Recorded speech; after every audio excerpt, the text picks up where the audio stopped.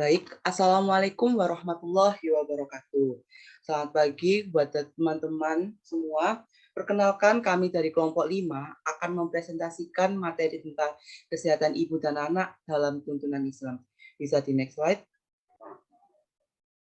Berikut adalah nama anggota kelompok kami. Yang pertama adalah saya sendiri, Alapsi, ada Fitria, ada Mila, ada Evelyn, ada Navia, ada Velinta, ada Dewi, ada Caroline, ada Ima, Afina, dan juga Sofa. Bisa di next slide. Pokok pembahasan kita pada kesempatan kali ini yang pertama adalah pendahuluan, dilanjutkan dengan tinjauan pustaka, pembahasan, dan ditutup dengan kesimpulan. Bisa di next slide. Selanjutnya akan dilanjutkan oleh rekan saya. Oke, baik. Yang pertama yakni pendahuluan. Oke, bisa di next.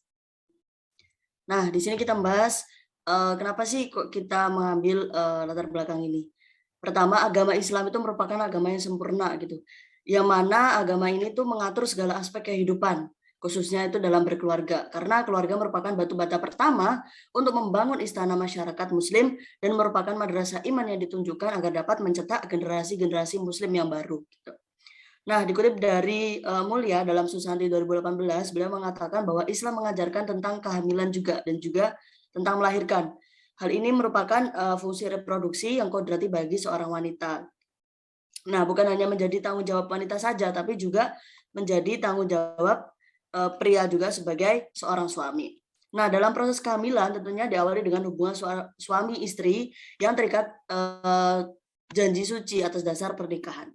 Sehingga muncullah benih-benih atau janin yang dikandung oleh seorang wanita itu. Oke, bisa di next.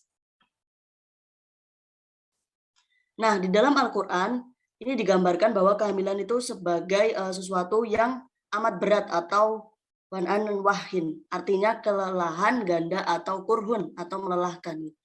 Nah, Allah Subhanahu wa taala berfirman dalam Quran surat Luqman ayat 14 di mana artinya yakni dan kami perintahkan kepada manusia kepada dua orang yaitu ibu dan bapaknya, ibunya yang telah mengandungnya dalam keadaan lemah dan juga bertambah-tambah dan menyapinya dalam 2 tahun. Bersyukurlah kepadaku dan kepada dua orang ibu bapakmu, hanya kepada Allah, hanya kepada kaulah yaitu kepada Allah tempat kembali kita. Nah, di sini sangat jelas bahwa Islam mengajarkan pentingnya perencanaan dalam berkeluarga, kemudian untuk mendidik anak, dan juga pentingnya menyusui sampai 2 tahun bagi kesehatan anak. Bahkan Al-Quran pun memperkuat agar anak itu disapi sampai umur 2 tahun. Hal ini menunjukkan bahwa kesehatan anak juga menjadi perhatian besar dalam Islam. Oke, bisa di next. Dan dilanjutkan oleh teman saya. Baik, selanjutnya adalah tinjauan pustaka. Kesehatan Ibu dan Anak atau KIA memegang peranan penting dalam upaya pembangunan kesehatan masyarakat. Upaya kesehatan ibu sendiri diantaranya adalah pelayanan kesehatan ibu, merupakan pelayanan untuk menjaga kesehatan ibu agar mampu melahirkan generasi sehat dan berkualitas, serta mengurangi angka kematian ibu. Kemudian, upaya kesehatan ibu meliputi kegiatan peningkatan, pencegahan, pengobatan, dan pemulihan kesehatan ibu. Lalu pemerintah daerah dan pemerintah kabupaten atau kota menjamin ketersediaan tenaga, fasilitas, alat, dan obat dalam penyelenggaraan pelayanan kesehatan ibu secara aman, bermutu, dan terjangkau. Kemudian untuk upaya kesehatan anak, upaya pemeliharaan kesehatan bayi dan anak harus ditujukan untuk mempersiapkan generasi yang akan datang yang sehat, cerdas, dan berkualitas, serta untuk menurunkan angka kematian bayi dan anak. Upaya pemeliharaan kesehatan anak dilakukan sejak anak masih dalam kandungan, dilahirkan, setelah dilahirkan, dan sampai berusia 18 tahun. Setiap anak berhak mendapatkan air susu ibu eksklusif sejak dilahirkan selama 6 bulan, kecuali atas indikasi medis. Kemudian di dalam Islam sendiri juga mengajarkan agar mendapatkan kesehatan sebagai suatu nikmat yang tertinggi setelah keimanan. Nabi Muhammad pernah berkata, berilah makanan wanita-wanita hamil sayuran, karena itu akan membuat anaknya sehat. Selain itu ada salah satu kutipan dari Quran Surat Al-Baqarah ayat 233 yang artinya, dan ibu-ibu hendaklah menyusui anak-anaknya selama 2 tahun penuh, bagi yang ingin menyusui secara sempurna. Berdasarkan anjuran dari Nabi Muhammad SAW dan juga kutipan dari Quran Surat Al-Baqarah tersebut, bisa dikatakan bahwa kesehatan ibu akan berpengaruh pada kesehatan anak. Selanjutnya ada prinsip dan tujuan program KIA di Indonesia. Prinsip pengelolaan program KIA adalah untuk memantapkan dan meningkatkan jangkauan serta mutu pelayanan KIA secara efektif dan efisien. Pelayanan KIA diutamakan pada kegiatan pokok yang pertama, peningkatan pelayanan antenatal di semua fasilitas pelayanan dengan mutu yang baik serta jangkauan yang setinggi-tingginya. Kemudian peningkatan pertolongan persalinan yang lebih ditujukan kepada peningkatan pertolongan oleh tenaga profesional secara berangsur.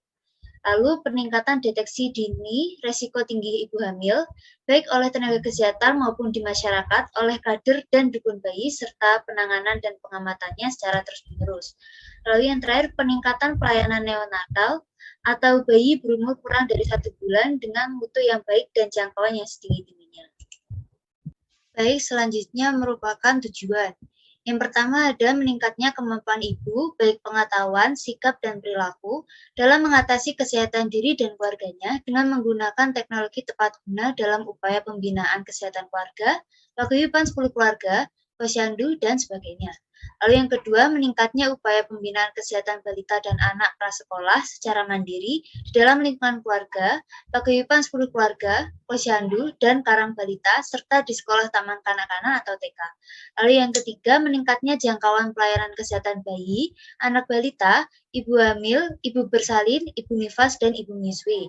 Lalu yang terakhir, meningkatnya mutu pelayanan kesehatan ibu hamil, ibu bersalin, ibu nifas, ibu menyusui, bayi, dan anak balita.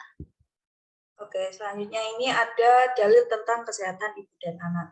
Yang pertama itu adanya perintah kewajiban ibu menyusui terhadap anaknya yang terkandung dalam Quran Surat Al-Baqarah ayat 233 dan Quran Surat Al-Luqman ayat 14. Yang pertama di Quran Surat Al-Baqarah ayat 233. A'udzu billahi minasyaitonir rajim. Bismillahirrahmanirrahim. Wal walidatu yurdi'na auladahunna haulaini kamilaini liman arada ayyutimma radha'ah wa 'alal mauludi lahu rizquhunna wa kiswatuhunna bil ma'ruf la tukallafu nafsun illa wus'aha la tudar walidatun biwalidiha wa la mauludun lahu biwalidihi wa 'alal warithi mithlu dzalik fa in arada fisolan antarodin minhuma wa tasyawurin fala junaha alaihima wa in aradtum an tastabti'u auladakum fala junaha alaikum idza sallamtum ma ataitum bil ma'ruf wattaqullaha wa'lamu annallaha bima ta'maluna basir. Yang artinya, dan ibu hendaklah menyusui anak-anaknya selama 2 tahun penuh bagi yang ingin menyusui secara sempurna, dan kewajiban ayah menanggung nafkah dan pakaian mereka secara yang patut. Seseorang tidak dibebani lebih dari kesanggupannya. Janganlah seorang ibu menderita karena anaknya, dan jangan pula seorang ayah menderita karena anaknya. Ahli waris pun berkewajiban seperti itu pula. Apabila keduanya ingin menyapih dengan persetujuan dan permusyawaratan antara keduanya, maka tidak ada dosa atas keduanya. Dan jika kamu ingin menyusukan anakmu kepada orang lain, maka tidak ada dosa bagimu memberikan pembayaran dengan cara yang patut. Bertakwalah kepada Allah dan ketahuilah bahwa Allah Maha melihat apa yang kamu kerjakan. Next. Yang kedua, itu ada dalil tentang hak ibu mendapatkan nafkah dalam keluarga yang tertulis dalam surat At-Tolak ayat 7 yang berbunyi wa yunfiqu wasa'atim min sawati wa ma qudira alaihi rizquhu fal yunfiqu mimma atahullah la yukallifullahu nafsan illa ma ataha. Saya ja'alullah ba'da usri yusra, yang artinya hendaklah orang yang mempunyai keluasan memberikan nafkah menurut kemampuannya, dan orang yang terbatas rezekinya hendaklah memberikan nafkah dari harta yang diberikan Allah kepadanya. Allah tidak membebani kepada seorang melainkan sesuai dengan apa yang diberikan Allah kepadanya. Allah kelak akan memberikan kelapangan setelah kesempitan. Lalu yang ketiga ini ada dalil tentang perintah untuk memikirkan keturunannya dan tidak meninggalkan generasi yang lemah. Terdapat di Quran surat An-Nisa ayat 9 yang berbunyi wala yakhshal ladina law taraku min khalfihim dzurriyyatan Duriyata di'afa khofu alaihim wal yattaqullah wal yaqulu qaula sadida, yang artinya dan hendaklah takut kepada Allah orang-orang yang sekiranya mereka meninggalkan keturunan yang lemah di belakang mereka yang mereka khawatir terhadap kesejahteraannya. Oleh sebab itu hendaklah mereka bertakwa kepada Allah dan hendaklah mereka berbicara dengan tutur kata yang benar. Next. Nah, ini ada hak dan kewajiban ibu dalam anak dalam perspektif Islam. Yang pertama itu terkait dengan pengertian hak. Hak itu merupakan suatu kodrat yang melekat, dianggap benar, ada, dan setiap umat memilikinya sejak manusia tersebut ada. Sedangkan kewajiban itu merupakan suatu keharusan yang wajib dilakukan dengan penuh tanggung jawab. Nah, ini ada tabel. Yang pertama, hak ibu dalam keluarga itu ada hak dihormati oleh suami dan anak-anaknya, mendapatkan kasih sayang suami dan anak-anaknya, mendapatkan perlindungan, mendapatkan pertolongan, mendapatkan nafkah, memberikan pendapat atau memutuskan sesuatu, lalu ada mendampingi atau mewakili suami. Kemudian kewajiban ibu dalam keluarga itu yang pertama mengurus rumah tangga serta menyediakan kebutuhan yang diperlukan anggota keluarga, lalu yang kedua menyusui, dan yang ketiga mendidik serta mengajarkan ajaran dan syariat Islam kepada anaknya. Next. Selanjutnya adalah hak anak. Yang pertama menurut perspektif konstitusional Undang-Undang Nomor 4 Tahun 1978. Yang pertama hak atas kesejahteraan, perawatan, asuhan, dan bimbingan. Yang kedua hak atas pelayanan. Yang ketiga hak atas pemeliharaan dan perlindungan. Yang keempat hak atas perlindungan lingkungan hidup. Yang kelima hak mendapatkan pertolongan pertama. Yang keenam hak untuk memperoleh asuhan. Yang ketujuh hak untuk memperoleh bantuan. Yang 8 hak diberi pelayanan dan asuhan. Yang ke-9 hak untuk memperoleh pelayanan khusus, dan yang 10 hak untuk mendapatkan bantuan dan pelayanan. Selain itu, dalam perspektif Islam, hak anak itu yang pertama hak untuk hidup dan tumbuh berkembang. Yang kedua, hak mendapatkan perlindungan dan penjagaan dari siksa api neraka. Yang ketiga, hak mendapatkan nafkah dan kesejahteraan. Yang keempat, hak mendapatkan pendidikan dan pengajaran. Yang kelima, hak mendapatkan keadilan dan kesamaan derajat. Dan yang terakhir, hak mendapatkan cinta kasih. Bisa di next. Selanjutnya adalah kewajiban anak. Di sini dibedakan menjadi dua. Yang pertama menurut perspektif konstitusional Undang-Undang Nomor 35 Tahun 2014 Pasal 19. Yang pertama menghormati orang tua, wali, dan guru. Yang kedua mencintai keluarga, masyarakat, dan menyayangi teman. Yang ketiga mencintai tanah air, bangsa, dan negara. Yang keempat menunaikan ibadah sesuai dengan ajaran agama. Dan yang terakhir melaksanakan etika dan akhlak mulia. Sedangkan menurut perspektif Islam sendiri, kewajiban anak itu antara lain yang pertama, kewajiban anak untuk berterima kasih atau bersyukur pada orang tua. Yang kedua, kewajiban anak untuk mentaati semua perintah orang tua. Yang ketiga, kewajiban anak memberi nafkah. Dan yang terakhir, kewajiban anak untuk mendoakan orang tua. Bisa dilanjutkan oleh teman saya. Selanjutnya, hubungan kesehatan ibu selama masa kehamilan, melahirkan, nifas, sampai dengan menyusui dalam pandangan Islam. Pada masa kehamilan, pernikahan menjadi salah satu yang disunahkan oleh Rasulullah SAW kepada para umat muslim.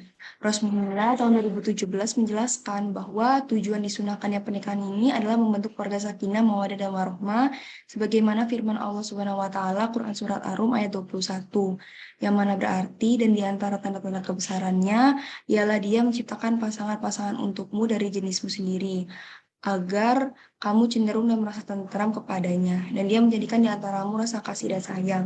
Sungguh pada demikian itu benar-benar tanda kebesaran Allah bagi kaum yang berfikir. Terbentuknya sebuah keluarga ini bermula dari hubungan biologis antara suami dan istri yang disebut dengan hubungan seksual. Hubungan seksual memiliki peran besar sehingga akan lebih baik bagi para orang tua untuk memperhatikan kesehatan reproduksi masing-masing. Next. Kesehatan reproduksi dapat didefinisikan sebagai bentuk kondisi sehat secara menyeluruh, meliputi fisik, mental, dan kesejahteraan sosial yang tidak semata-mata disebabkan oleh ketidakhadiran penyakit, serta cacat yang berkaitan dengan sistem, fungsi, dan proses reproduksi menurut Agustina 2008. Pengertian ini sudah dibakukan dalam Konferensi Internasional ICPD di Kairo pada tahun 1994. Bronislaw Malinowski dalam Hasanah 2011 menyebutkan bahwa masa kehamilan memang masa yang krusial yang memang harus dilakukan baik oleh si ibu, pasangan maupun keluarga. Masa mengandung dikategorikan masa sulit karena ibu harus menahan beban ditambah rasa sakit dan nyeri selama kurang lebih 9 bulan, belum lagi melihat sisi perubahan tubuh yang berpotensi menyebabkan guncangan psikologis seperti stres ataupun depresi. Next.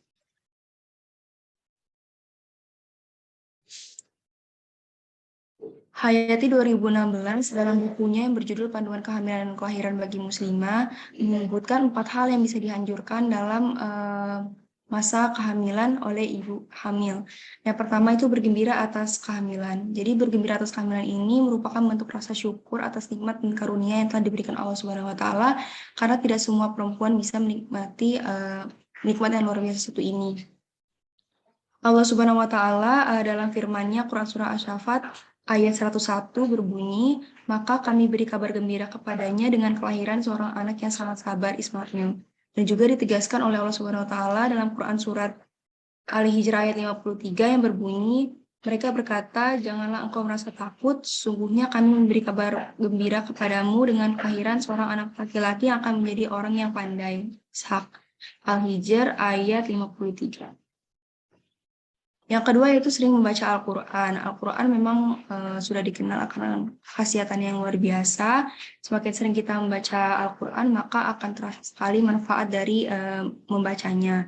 Dalam hadis riwayat Tirmizi menyebutkan barang siapa yang baca satu huruf dalam Al-Quran, maka baginya 1 pahala dan 1 pahala diganjar 10 kali lipat. Hubungan membaca Al-Quran dengan ibu hamil yaitu akan didapatkan ketenangan dan rahmat yang dirasakan oleh ibu hamil, dan juga akan merangsang sel-sel otak sebelum melahirkan bagi si janin. Selain itu juga dengan seringnya membaca Al-Quran dapat meningkatkan kekebalan tubuh, intelijensia, dan kreativitas janin. Dengan melakukan murotal Al-Quran saja sebenarnya sudah menjadi upaya yang baik untuk si janin agar nantinya terbentuk pribadi yang soleh dan solehah. Yang ketiga yaitu memperbanyak doa dan zikir. Jadi doa ini memiliki kekuatan yang luar biasa. Ketika kita memohon sesuatu pada Allah Subhanahu wa taala, pasti melalui perantara doa yang kita panjatkan. Allah Subhanahu wa taala berfirman dalam Quran surah Al-Mu'min ayat 60 yang berbunyi, "Dan Tuhanmu berfirman, berdoalah kepadaku, niscaya akan kuperkenalkan bagimu, sungguhnya orang-orang yang menyombongkan diri dari menyembahku akan masuk neraka jahanam dalam keadaan hina dina." Dengan berdoa akan didapatkan kemudahan bagi ibu hamil. Selain itu juga ada zikir, memiliki kekuatan yang sama dengan doa. Dengan zikir akan didapatkan kemudahan bagi ibu hamil, bahkan hingga melahirkan. Ada beberapa amalan zikir yang harus dilafalkan, yang diantaranya surat Al-Fatihah, 3 surat terakhir yaitu Al-Ikhlas, Al-Falaq, dan An-Nas. Kemudian ayat kursi, ayat terakhir Al-Baqarah, ayat ke-285 dan 286, 5 ayat awal surat Al-Baqarah, kalimat zikir la haula wala quwata illa billah, kalimat istighfar, serta kalimat tasbih, tahmid, takbir, dan tahlil.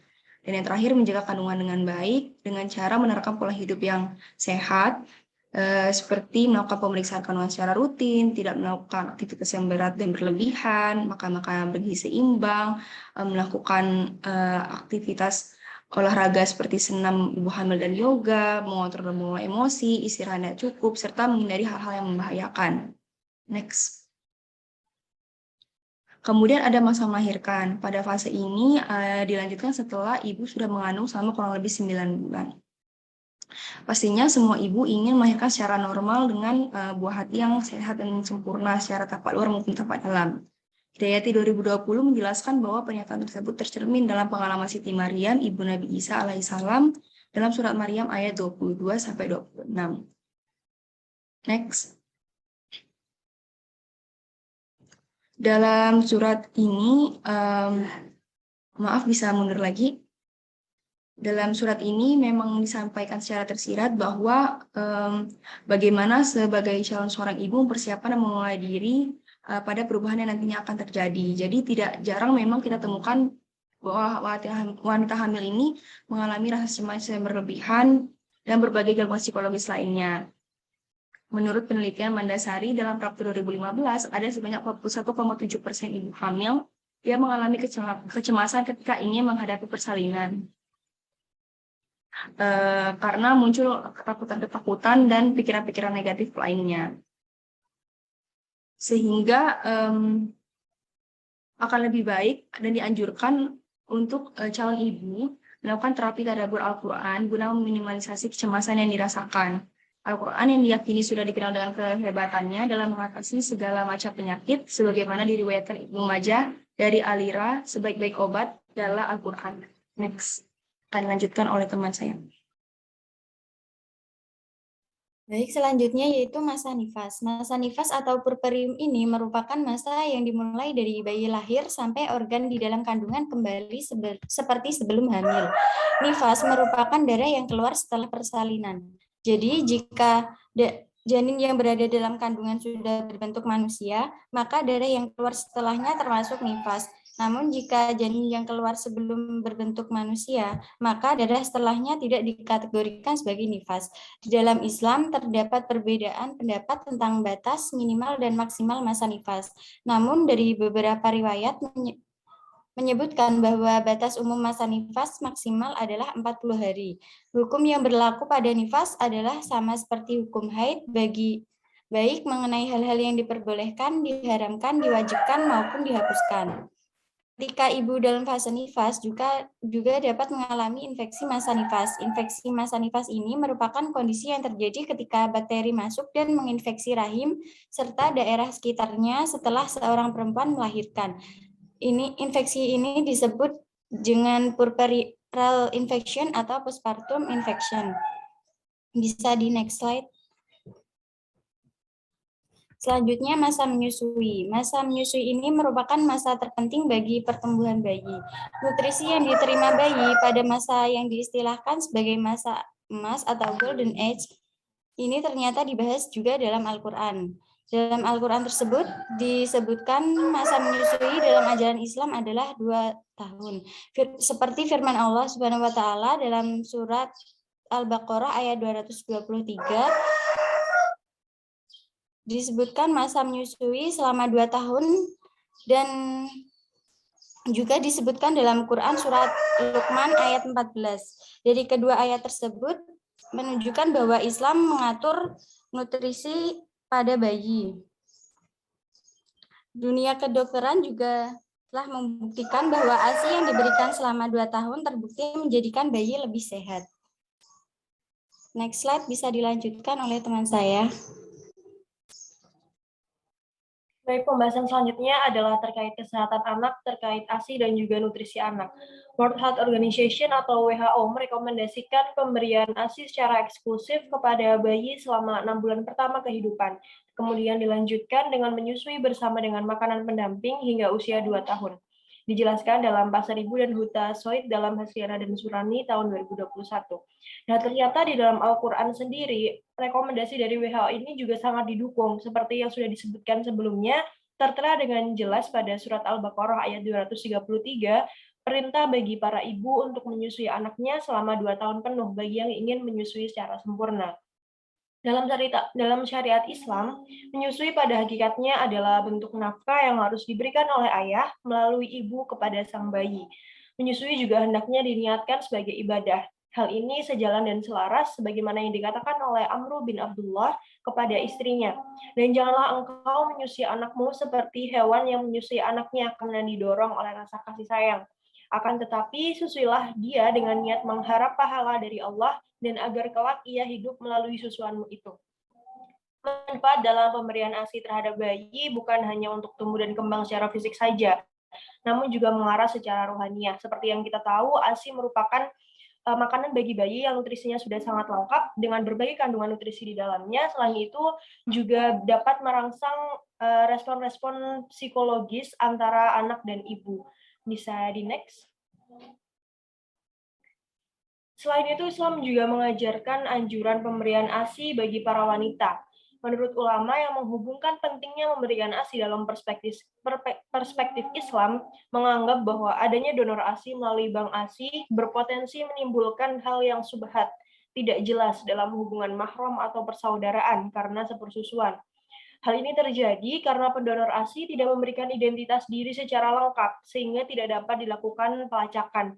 Pun juga dalam usaha pendonoran ASI ini juga tidak diketahui apakah orang ini merupakan orang kafir atau bagaimana, sehingga ASI itu sangat mungkin bercampur dengan ASI dari orang kafir, dan juga dari ibu-ibu yang mungkin kualitasnya belum dapat dipastikan. Sehingga apabila seorang bayi menyusu melalui bank ASI tersebut, nantinya tidak dapat mengetahui bermahram dengan siapa. Akibatnya, kelak di kemudian hari akan sangat mungkin terjadi seorang laki-laki menikah dengan perempuan yang ternyata sepersusuan. ditegaskan dalam Masriani dan Surani tahun 2021. Oleh karena itu, hendaknya bagi wanita yang memang tidak bisa menyusui karena satu dan lain hal alasannya, hendaknya dia mencari wanita untuk menyusui anaknya yang jelas identitas dan juga kualitasnya, karena hal tersebut akan sangat berpengaruh bagi masa depan anak kamu. Boleh di next? Baik, selanjutnya ada nutrisi anak. Seperti yang kita tahu bahwa nutrisi atau gizi anak sangat penting untuk mendukung tumbuh kembang anak di dalam masa pertumbuhannya. Nutrisi yang penting untuk kesehatan dan tumbuh kembang anak adalah kalsium, asam lemak esensial, zat besi, magnesium, kalium, vitamin A, dan lain sebagainya. Islam juga memberikan contoh makanan-makanan bergizi yang baik untuk anak-anak yang termuat dalam Al-Quran, yakni yang pertama terdapat surat An-Nahl ayat 66 yang berisi tentang anjuran mengonsumsi susu untuk kebutuhan kalsium dan vitamin D, yang berbunyi dan sungguh pada hewan ternak itu benar-benar terdapat pelajaran bagi kamu. Kami memberimu minum dari apa yang ada dalam perutnya berupa susu murni antara kotoran dan darah yang mudah ditelan bagi orang yang minumnya. Quran surat An-Nahl ayat 66. Seperti yang kita tahu bahwa susu merupakan salah satu sumber nutrisi yang penting, khususnya bagi anak-anak. Dalam segelas susu terkandung beragam nutrisi yang baik untuk mendukung tumbuh kembang anak, seperti protein dan aneka vitamin serta mineral. Hal ini baik untuk kesehatan tulang, mendukung pertumbuhan fisik anak, mendukung kecerdasan otak si kecil, dan sumber energi bagi tubuh. Bisa di next.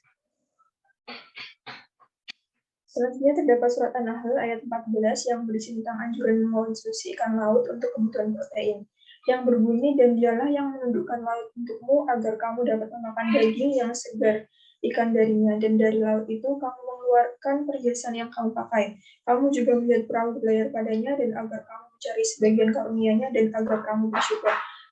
Quran surat An-Nahl ayat 14.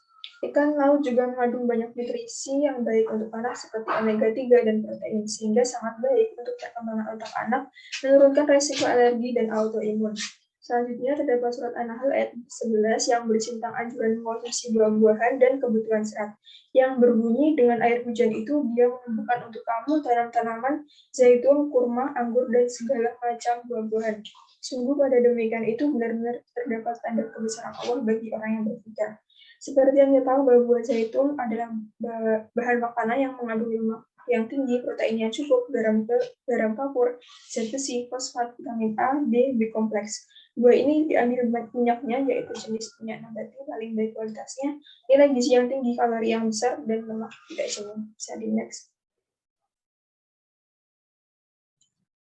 Iya, baik. Selanjutnya yaitu mengenai studi kasus. Yang pertama, jadi pada zaman dahulu anak dapat dikatakan mengalami gizi buruk itu dikarenakan berasal dari keluarga yang mempunyai kondisi sosial ekonomi rendah.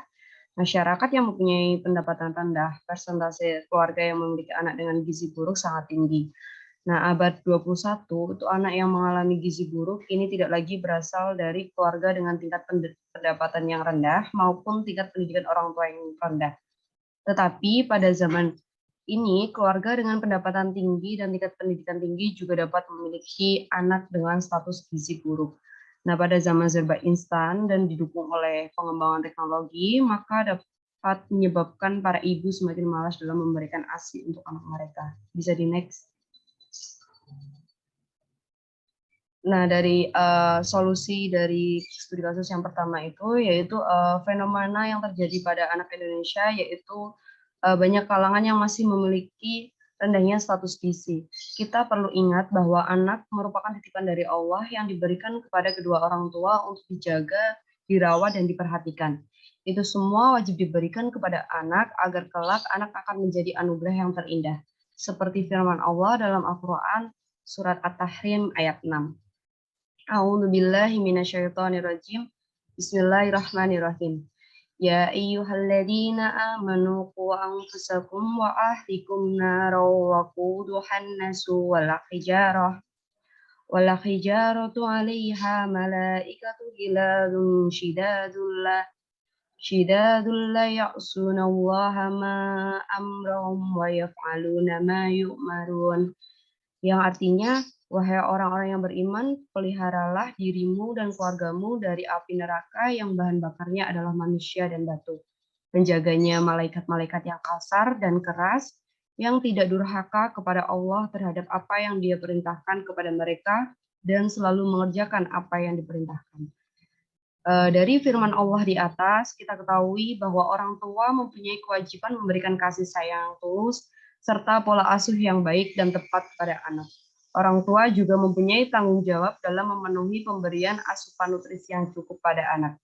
Dalam pemberian nutrisi pada anak, Islam menganjurkan terhadap kaum muslim untuk mengonsumsi makanan dan minuman yang halalan thayyiban, yaitu halal dan baik. Bisa di next. Selanjutnya yaitu studi kasus 2. Di studi kasus 2 ini keberhasilan upaya kesehatan ibu dan anak diantaranya dapat dilihat dari indikator AKI dan AKB, namun di Indonesia masih terdapat masalah yang belum tuntas ditangani, diantaranya penurunan AKI dan juga AKB. Faktor penyebab kematian ibu antara lain pendarahan, penyakit bawaan, gizi seorang ibu, usia ibu, dan jarak kehamilan. Angka kematian anak juga dipengaruhi oleh beberapa faktor, yaitu sisi perekonomian keluarga, gizi anak, rendahnya informasi dan pengetahuan ibu, dan kurangnya perilaku ibu tentang kesehatan yang lebih baik. Bisa di next. Solusi berdasarkan permasalahan di atas, yaitu maka perlu dilakukan upaya dalam meningkatkan kesehatan ibu dan anak, baik secara promotif maupun preventif. Upaya promotif yang dapat dilakukan adalah memberikan informasi dan pengetahuan tentang kesehatan ibu dan anak, memberikan informasi tentang imunisasi pada ibu yang memiliki bayi, dan memberikan informasi tentang tanda bahaya dalam kehamilan ibu hamil. Allah Subhanahu wa Ta'ala berfirman dalam Quran Surah Ibrahim ayat 7, Bismillahirrahmanirrahim. Wa itta'adzana rabbukum la in syakartum la azidannakum wa la in kafartum inna adabi lasyadid. Yang artinya, dan ingatlah ketika Tuhanmu memaklumkan, sesungguhnya jika kamu bersyukur, niscaya aku akan menambah nikmat kepadamu. Tetapi jika kamu mengingkari nikmatku, maka pasti azabku sangat berat.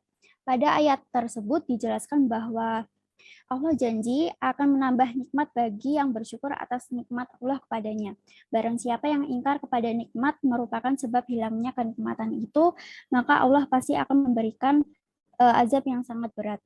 Dalam pandangan Islam, untuk menjaga dan meningkatkan kesehatan ibu hamil, maka sebagai seorang ibu harus memperbanyak syukur kepada Allah atas segala nikmat yang telah diberikan. Sebagai seorang ibu juga diharapkan mampu mengontrol emosi, yaitu melalui memperbanyak amalan, ibadah, zikir, dan doa yang dapat menenangkan batin. Dengan begitu, emosi seorang ibu menjadi stabil dan akan berpengaruh pada kesehatan ibu dan anak. Bisa di next. Baik, kesimpulan yang dapat diambil dari pembahasan yang telah disebutkan sebelumnya, bahwa kesehatan ibu dan anak merupakan upaya di bidang kesehatan yang berkaitan dengan pelayanan dan pemeliharaan ibu hamil, ibu bersalin, ibu nifas, ibu menyusui, hingga upaya menjamin kesehatan anak. Pada masa kehamilan yang merupakan masa-masa yang cukup sulit sehingga ibu harus mendapat dukungan fisik maupun mental guna menjaga stabilitas kesehatan ibu serta janin dalam kandungannya, yang seiring dengan itu menguatkan keimanan dan ketakwaannya kepada Allah. Selama mendekati proses persalinan, calon ibu dan keluarganya harus terus mendampingi serta mempersiapkan fisik dan mental calon ibu. Islam juga menganjurkan melakukan tadabbur Al-Quran untuk mengurangi kecemasan akan melahirkan. Kemudian pada masa nifas selama 40 hari setelah melahirkan, kesehatan ibu harus diperhatikan guna mencegah terjadinya infeksi nifas. Allah juga memerintahkan seorang ibu untuk menyusui anaknya sampai berumur 2 tahun karena ASI merupakan sumber gizi utama bayi.